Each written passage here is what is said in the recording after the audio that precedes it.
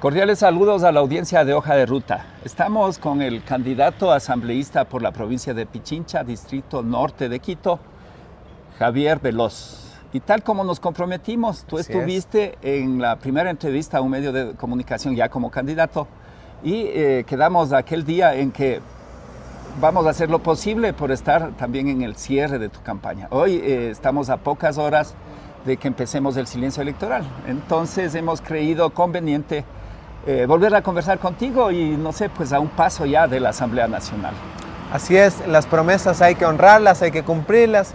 Así que este último día de campaña nos encontramos aquí en Hoja de Ruta y vamos a conversar de cómo ha sido la campaña, el plan de trabajo y en general qué tal ha sido este reto, ¿no? Este reto tan complicado de ser candidato y próximamente asambleísta.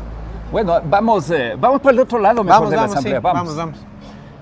Bien, Javier, yo quiero que me cuentes, verás, creo que la propuesta ya está difundida en redes sociales y todo eso. Sin embargo, digamos, ¿cuál es la que más te mueve? Si llegas a la Asamblea, ¿cuál sería tu prioridad como asambleísta?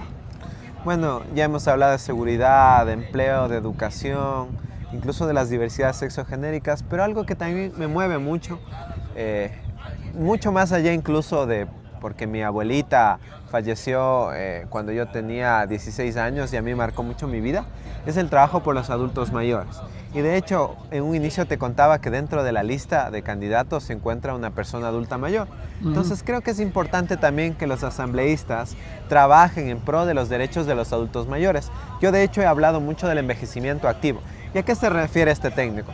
Es que los adultos mayores puedan pasar el resto de sus vidas, de sus días, felices, contentos, estudiando, trabajando, divirtiéndose, cantando, bailando, lo que sea que les permita tener un envejecimiento activo y que no lamentablemente terminen en hospitales, en ancianatos, sino que existan programas, planes, políticas y proyectos concretos en beneficio y en pro de los adultos mayores. Entonces, por eso que tenemos que reformar la ley del adulto mayor, porque, por ejemplo, en la actualidad existen programas para los adultos mayores, pero son simplemente superficiales, o son de años sí y otros años no. Entonces, no puede ser posible que sea una política de gobierno y no una política de Estado, la protección de los derechos y sobre todo que los adultos mayores se sientan bien. Entonces, es importante cambiar eso y es lo que vamos a hacer desde la Asamblea. Dentro de esas políticas, ¿crees que sería posible plantear una pensión universal para todo adulto mayor? Porque mira que el drama de adultos mayores es de pronto no haber estado con la afiliación a la seguridad social. Y esa gente realmente tiene mucha dificultad en su sobrevivencia. Sí, en un momento de tu vida donde más necesitas atención, donde más necesitas medicina, donde más necesitas cuidados, es cuando el Estado prácticamente te abandona. A pesar de que también hay que entender, ¿no? Existe un Instituto Ecuatoriano de Seguridad Social que de una u otra forma a algunos jubilados les permite dar un aporte, les permite tener su pensión.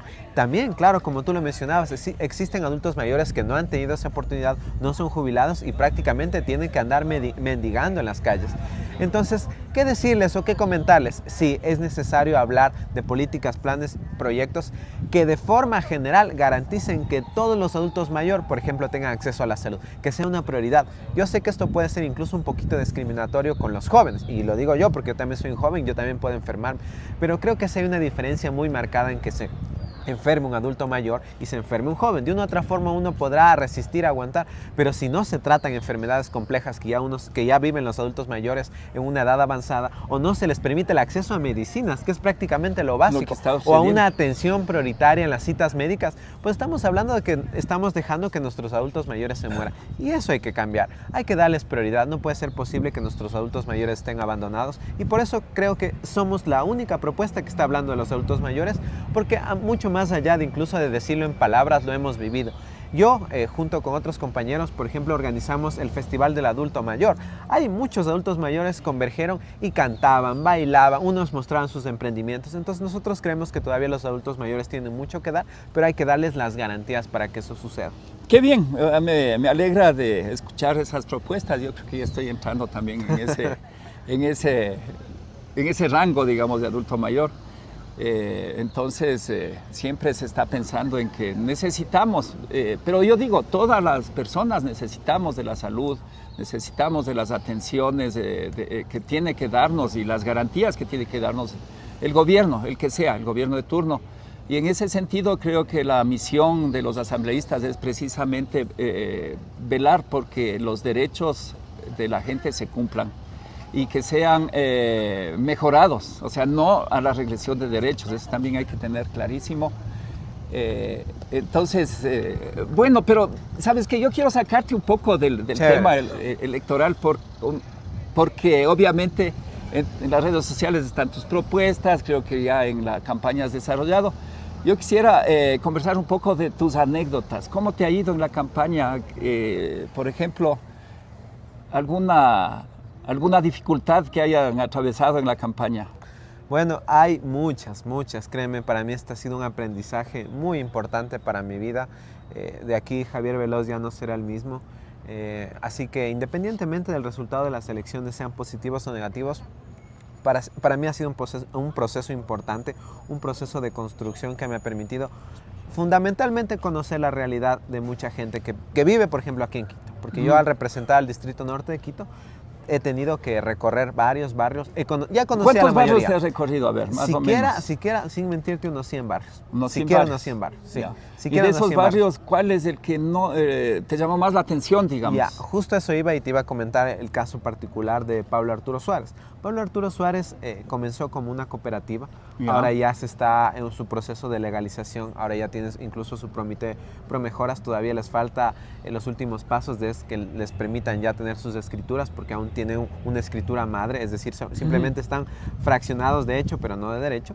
Y por ejemplo, ellos llevan 45 años sin acceso a una viabilidad digna. Ellos siguen todavía teniendo unas calles de lo peor. O sea, si tú has visto y he escuchado calles de tercer orden, eso debe ser cuarto orden, porque hay unos huecos, unos cráteres. Nos contaban que cuando viene el agua, todo eso se inunda, se hace un lodazal. La gente tiene que salir en botes, así es la realidad de ellos. Pero lo más triste es que literalmente Pablo Arturo Suárez colinda con barrios populares, como por ejemplo el de Atucucho, donde claro, de una otra forma, ellos tienen una cierta viabilidad al menos interesante o al menos digna, ¿ya? Pero literalmente cruzas la calle y te encuentras con Pablo Arturo Suárez que no tiene nada. Oye, entonces, pero cuidado se vaya a malinterpretar. Tú como asambleísta no puedes hacer obra pública, tus funciones no son esas. De hecho, claro, todo lo que corresponde, por ejemplo, a la viabilidad local, lo manejan los gobiernos autónomos descentralizados, en este caso el municipio de Quito.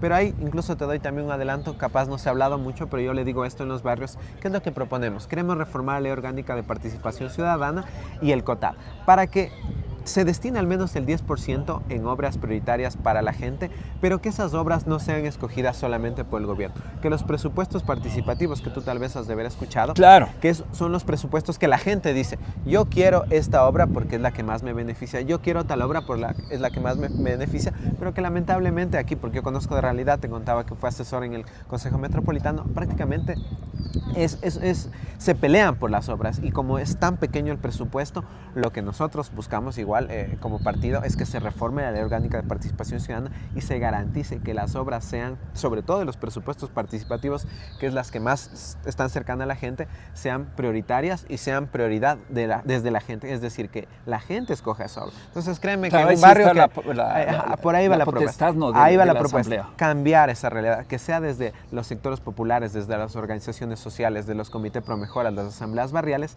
que por ley el municipio que diga, a ver, por ley me dices que 10% tengo que destinar a obras y 10% sean obras que desde las organizaciones sociales consideres prioritarias. Entonces, claro, hay por ejemplo Pablo Arturo Suárez, verá si su prioridad es la vialidad o es un parque, pero al menos que les dejen decidir a ellos. Y créanme que con lo que he visto, su prioridad va a ser la viabilidad. Entonces hay que cambiar esa dinámica. No pensar que solamente el oficinista puede generar política pública sin contar y sin conocer la realidad. Y eso es lo que hay que cambiar. Oye, y en estas visitas de barrios, ¿qué tal te trataron? No, a mí me han tratado de lo mejor, yo estoy muy contento. En varios barrios que hemos visitado nos han dado de comer, ahí está el equipo de trabajo, ha visto cómo se hace. Como que han ganado peso, Han ¿no? ganado, yo mismo, y lo he visto en las fotos porque yo empecé más flaquito, ahora estoy más gordito, pero bueno, eso también es por el cariño de la gente, porque el cariño de la gente es inmenso, te recibe muy feliz, muy contenta, te brinda la comida, yo como de todo, no hay nada que tú no me verás decir, esto no come Javier, no, yo como todo, desde cuy, ¿Qué es lo más conchas, extraño todo. que te han brindado en esta campaña? Una vez me brindaron katsus con tostado, que son Yo, los... o sea, eso sí no le hago. O sea, Bueno, como te decía, yo bueno, vengo de una familia que prácticamente ha aprendido a comer todo porque si no te mueres de hambre, así que así es. para mí no me era extraño, entonces comimos... Sí, pero siempre le tuve algún recelo a los katsu. A los katsus. Ajá. Pero bueno, eso y a te los digo, chontacuros a los también. chontacuros. Sí, yo Pero te digo, como de todo, como de todo. Del resto sí, hemos Sí, comido todo. entonces, bueno, nos han recibido así, muy bonito, muy chévere, la gente siempre con un cariño, me han regalado por ahí alguna cosita, me han dicho, mire, llévese esto. En Pablo Arturo Suárez, de hecho, nos cogieron como los priostes para la siguiente fiesta por la Avenida del Niño. Entonces, yo ya estoy Pase del Niño. por el Pase del Niño. Incluso, Pero eso gane es o pierda. para el próximo año o para este Exacto, año. eso fue en diciembre. Entonces, que estábamos ya recorriendo algunos barrios. Pero independientemente de que gane o pierda, yo, por ejemplo, voy a estar ahí porque mi compromiso va mucho más allá de la selección. Sí, hacemos una notita. Ahí, por ejemplo, nos dieron hornado, nos dieron unas frutas y a mí me entregaron el niño, que yo tengo que cuidarlo y entregarlo al siguiente año, que es en este caso ¿Y dónde lo tienes al niño? ¿Sabes qué? Lo tenemos en el partido. Entonces ahí está en el partido, lo cuidamos y ya el siguiente año, que sean los siguientes priostes, pues les tenemos que entregar los siguientes priostes. Pero como te digo, independientemente del resultado de las elecciones, yo voy a estar ahí porque es mi compromiso con la gente y yo siempre he estado ahí y seguiré desde el nicho que yo pueda hacer y trabajar. ¿Y en dónde te han tratado mejor? ¿En los barrios populares o en los barrios pelucones, así a las plenas? Te voy a ser sincero, no he visitado mucho los barrios pelucones, sin embargo también tengo muy buenos amigos ahí, tengo amigos por ejemplo de la Kennedy, de la González Suárez, que capaz incluso las reuniones ahí son bastante diferentes, ¿no? Ahí nos hemos reunido en cafeterías, en el Corfu, así, y hemos conversado de política y hemos debatido de ideas y de lo que estamos proponiendo. Pero siento que el cariño es un poquito, no sé, más genuino, más solidario en los sectores populares. Por ejemplo, en la Bota nos dieron un seco de pollo, una señora, pero espectacular, espectacular. De ahí nos tocó ir a otro barrio y nos dieron cuy. Entonces yo a veces ya no jalaba y decía, bueno, les acepto con todo cariño, pero ya no avanzo. Entonces, manden una fundita para llevar en tarrina. Claro. Ahí la Monse que está grabando igual le gustó, comió el seco de pollos, creo que se pegó 2 presas. Pero en la Bota los pescados famosos. Los pescados, sí, nos faltó visitar los pescados, lamentablemente el tiempo es corto y comimos lo que la gente nos dio, ¿no? O sea, todo un recorrido culinario por las huecas culinario de los barrios. En la Floresta estuvimos, bueno, siempre la típica la de la Floresta, ¿no? Pero yo como vivo igual, siempre casi que como ahí, entonces con el equipo siempre luego de terminar la jornada nos vamos a comer allá. En la Floresta, langosta. Menudo yo como más en la Floresta. Yo siempre sé invitar a langosta en la Floresta. ¿Sí sabes? No, eso sí no me Pides sé. tripamisque y dices, ya. deme de langosta. Ya. No de la gruesa.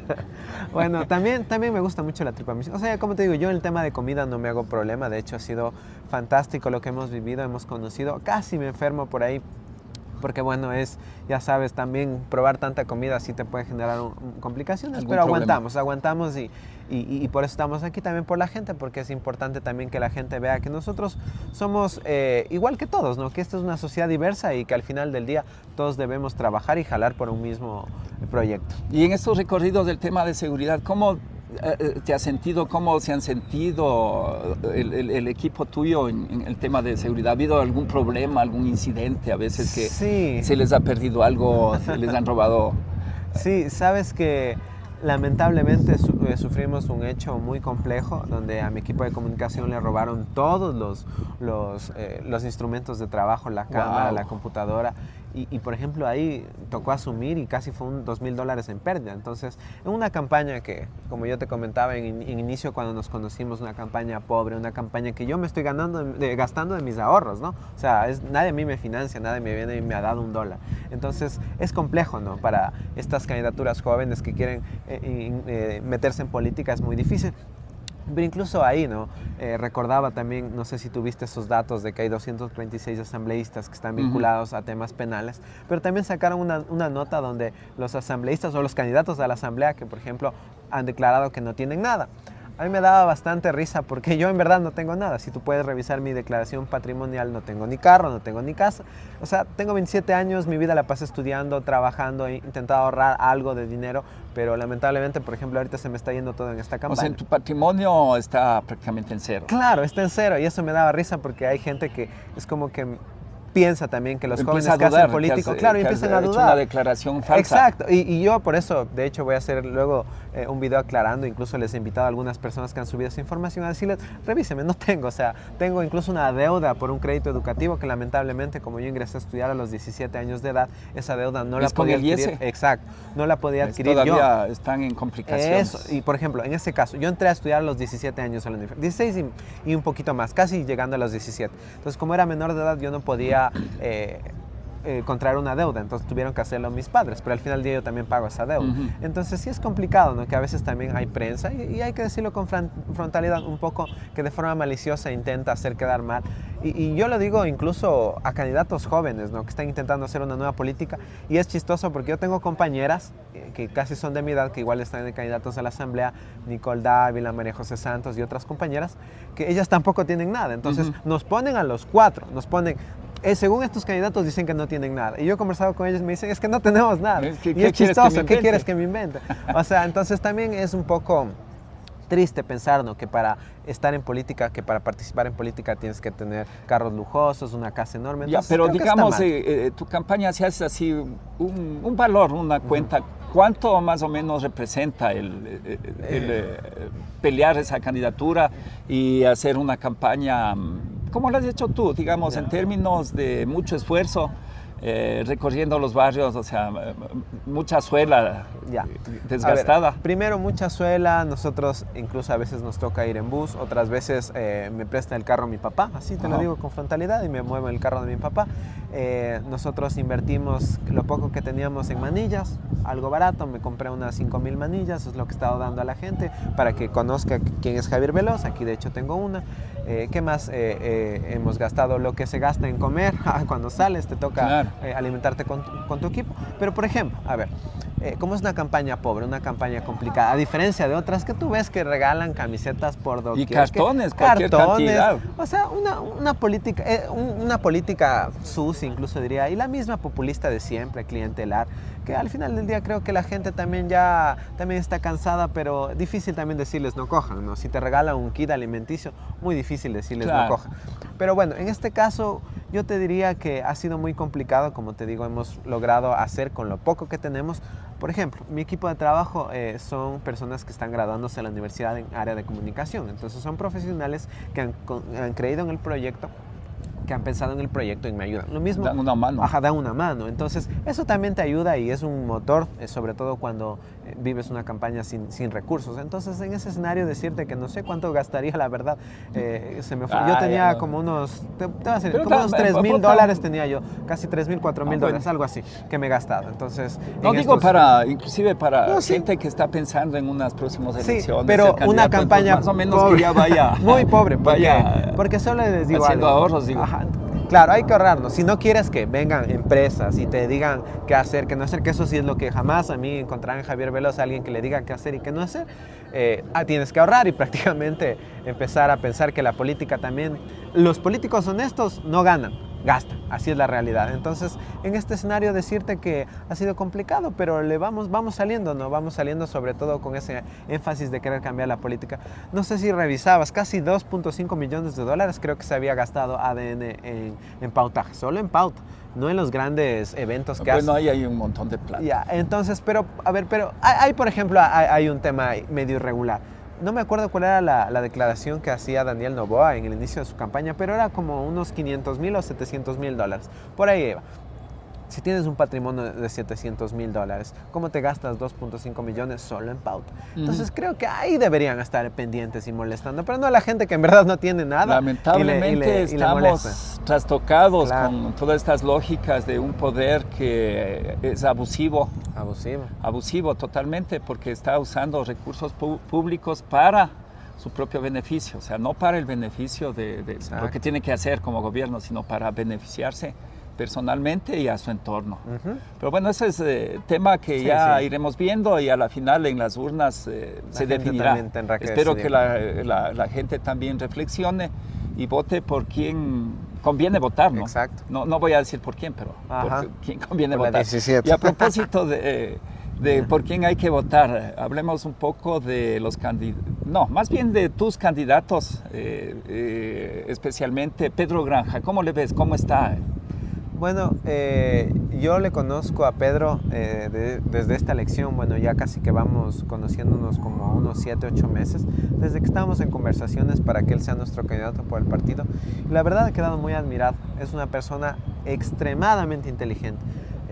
Te lo digo y no porque es mi candidato, yo de una otra forma también al ser parte del partido hemos tenido candidatos importantes, interesantes, como por ejemplo Yacu y otros, pero Pedro Granja creo que es una persona que está lista para gobernar este país, es una persona que está preparado, pero incluso más allá de los títulos que ya se conoce, que es experto antimafia, que obviamente es importante, ¿no?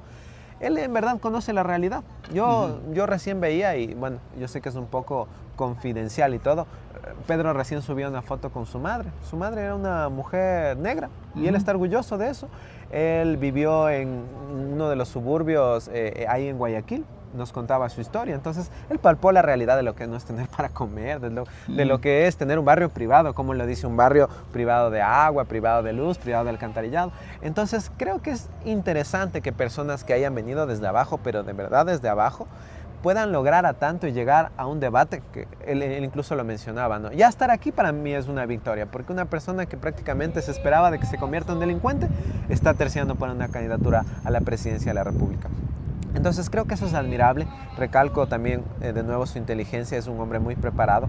Cuando hemos debatido sobre todo y conversado acerca del plan de trabajo, tiene ideas muy claras, experiencia creo que no le falta. Por ahí había una discusión con Luisa, ¿no? Le pedía ¿qué experiencia tienes tú? Le decía, bueno, capaz en robar no tengo experiencia, en asaltar no, pero en combatir a la mafia sí. Entonces creo que es importante también conocer a la gente que está detrás, ¿no?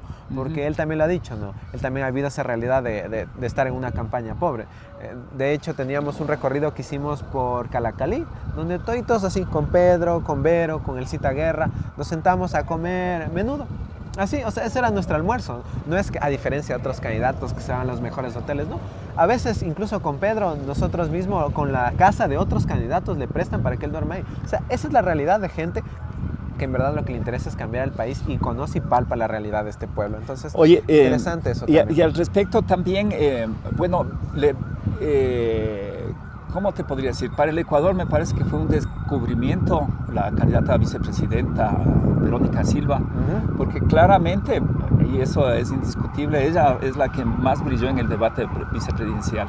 ¿Qué opinión tienes sobre ella? ¿Cómo están las relaciones? ¿Cuándo la conociste en esta campaña o ya le conocías antes a ella? No, igual con Vero sabía de su perfil porque es una mujer muy preparada, una académica. No teníamos el honor de conocernos, ya nos conocimos en esta campaña y puedo decirte que nos llevamos de lo mejor. Con Vero hemos recorrido mucho el norte de Quito. Ella se siente muy cómoda, igual conversando con la gente, llegando a la gente, y creo que eso ha permitido también hacer una valoración de lo que es ella, más que como política, como persona. En el debate fue claro, contundente, ella fue la ganadora, lo hizo muy bien, demostró lo preparada que es, pero también lo coherente con la justicia social que es, porque justo incluso interpelaba a los candidatos y decían, candidatas, ustedes siguen hablando de darle palo a los más pobres.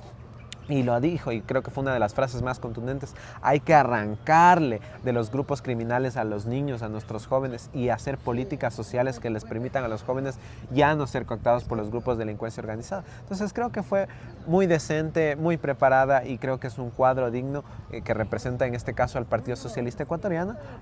Queremos que siga en el partido, queremos que no sea esta su última participación. Si gana, también tiene una labor importantísima, como es la de trabajar en Chimborazo.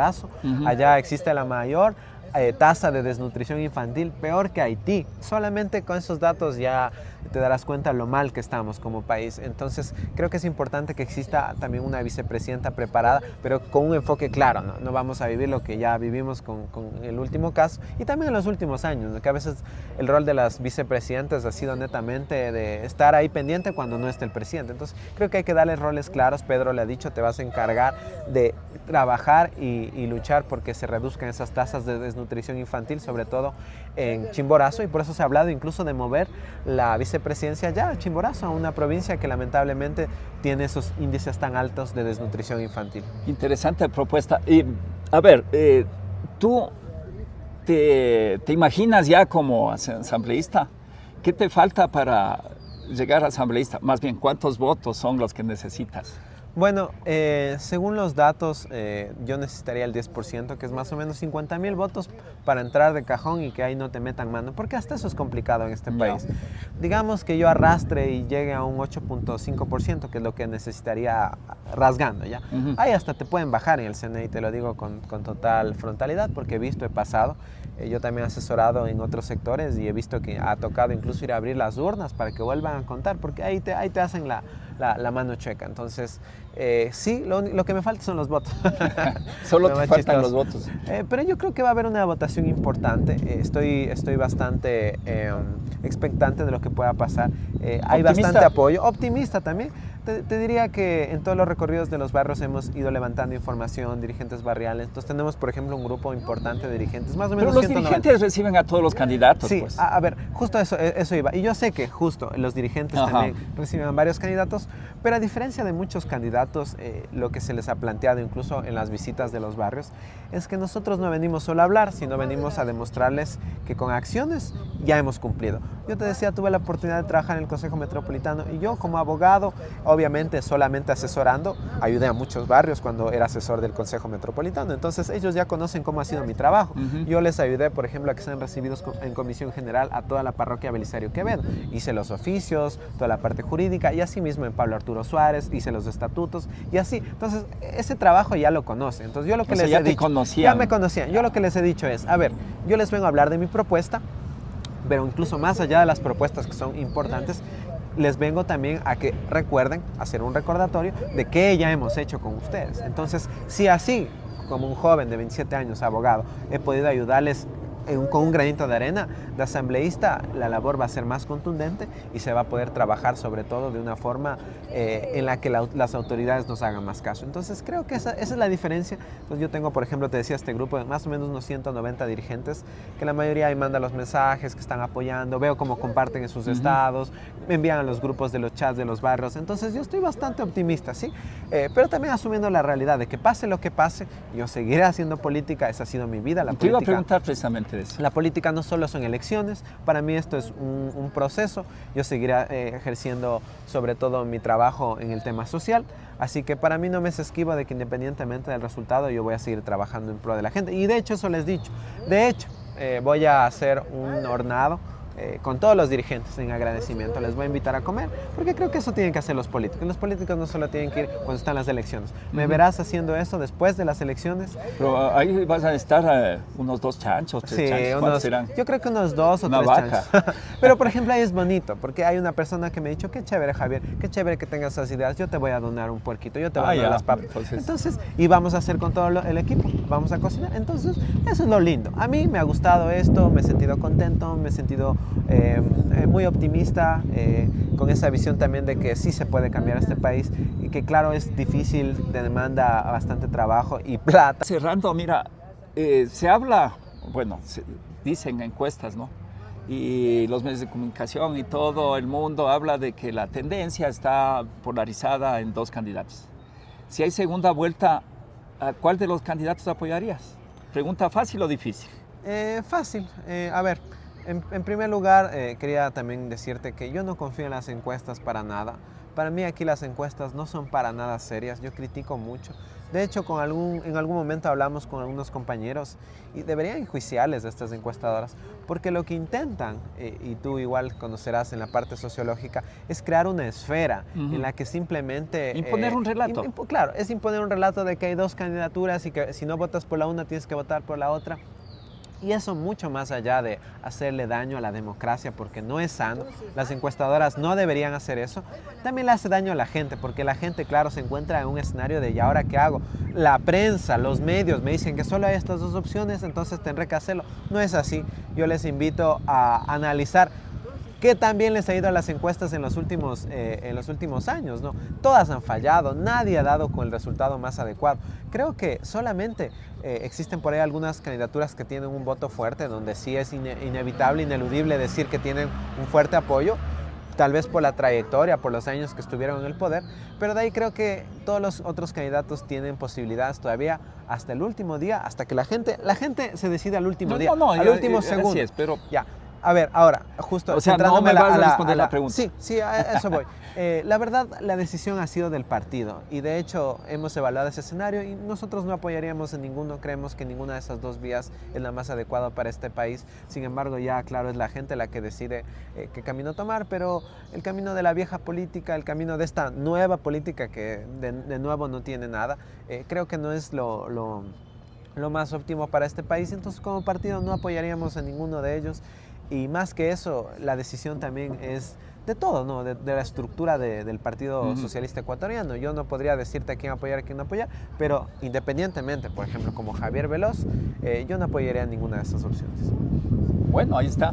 Pero, sin embargo, será con los resultados que volvamos a hablar al respecto. Sí, así será. Bueno, y para ahora sí ya cerrar, cuéntame la anécdota más graciosa que te sucedió en campaña. A ver, la anécdota más graciosa, chuta, es que sí ha habido algunas.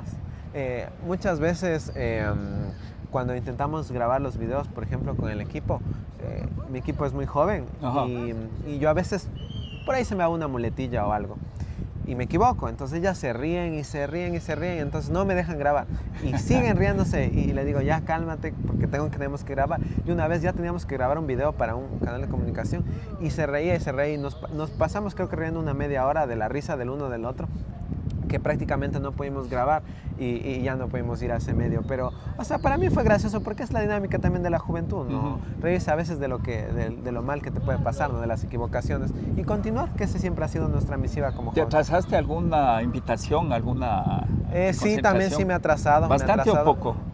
Sí me ha atrasado un poquito, siquiera una media hora y obviamente pido disculpas, pero es que es por la dinámica. O sea, la otra vez teníamos un recorrido en Atucucho y luego nos tocaba ir a la Asamblea Nacional y teníamos solo 20 minutos, entonces eso complica mucho y de ahí tenemos que irnos a otro evento y de ahí a otro evento, entonces eso complica. Se intenta que la agenda sea lo más adecuada posible, pero a veces no se alcanza. Entonces, por ejemplo, de aquí ya tenemos pero otro evento. ¿No te ha sucedido que llegaste atrasado y ya no había nadie? No, por suerte no. Por suerte la gente siempre nos ha esperado y eso yo agradezco un montón. Como la gente nos quiera, incluso hasta nos ha esperado. Pero obviamente yo les he pedido las disculpas del caso y les he manifestado que no ha sido por mí, o sea, por mi interés de querer llegar atrasado. A veces no he ni almorzado, ni he desayunado, ni nada por estar ahí, pero a veces el tráfico, la movilización sí te complica. Entonces, creo que eso ha sido también lo bonito de esta campaña, ¿no? Que la gente nos quiere y nos respeta mucho y ve en nosotros una nueva alternativa, sobre todo cómo hacer política, porque es lo que hay que cambiar en este país,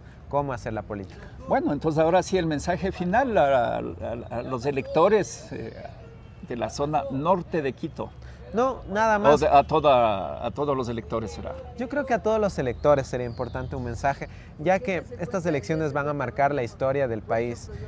Tenemos que decidir bien por quién votar, porque si volvemos a tomar decisiones malas, vemos lo que ha pasado en los últimos años. Entonces necesitamos gente nueva, gente preparada. Ya no necesitamos de esos 98 asambleístas que son asambleístas, pidieron licencia, ahora están de candidatos y te dicen, vota por mí porque ahora sí lo voy a hacer.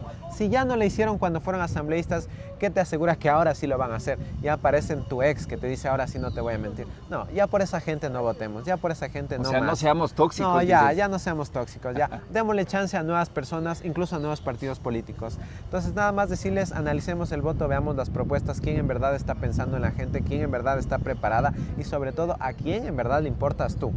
Así que por eso, este 9 de febrero, vota todo 17 por una vida diferente, Pedro Granja, presidente.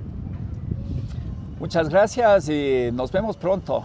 Gracias a la audiencia que se ha conectado con Hoja de Ruta. No se olviden compartir el contenido y darnos también el respectivo me gusta.